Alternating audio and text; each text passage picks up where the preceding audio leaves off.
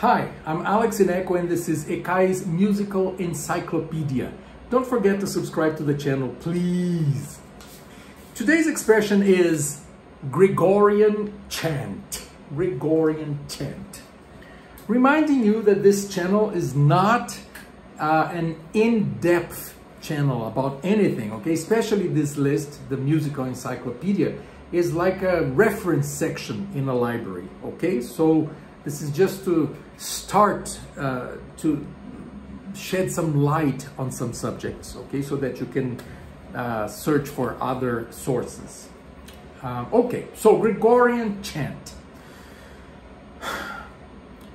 Catholic Church, centuries 5 to 11, 12, more or less. That's the highest of the Gregorian Chant. Mainly in Latin, sometimes in Greek. Why? Because it's church music, and Latin was used until the 20th century as a unifying language in the Catholic Church. Everybody spoke Latin. I mean, the priests would speak Latin, they would communicate in Latin, and the Mass was said in Latin or sung in Latin. One exception was the Kyrie, for example. Not only, but that's one exception, which is sung and said in Greek. Kyrie eleison. Kyrie eleison. Okay? Gregorian chant.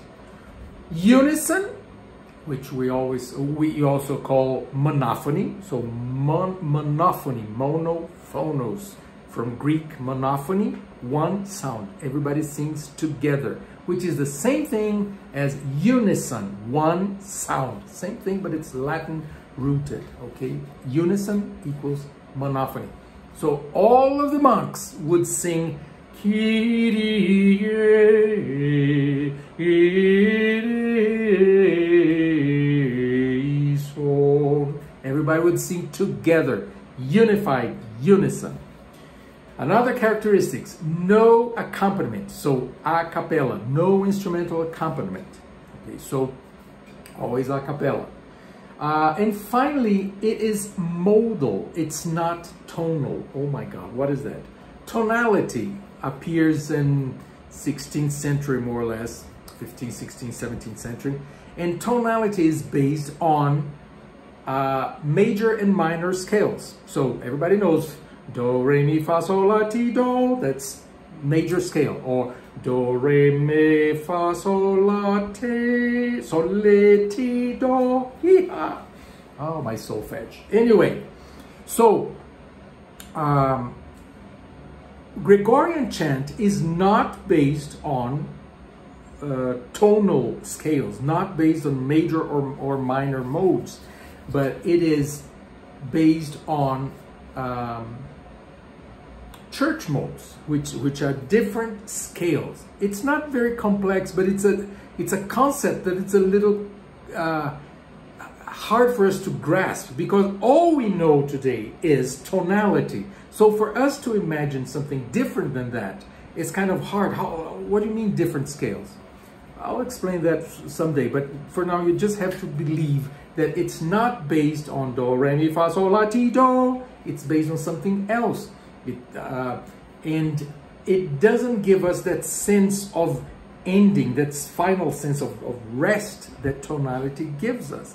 So when you think Ave Maria, gratia plena, Dominus tecum, benedicta tu in mulieribus, or something like that, you have a different feeling to it. It's not tonal, okay?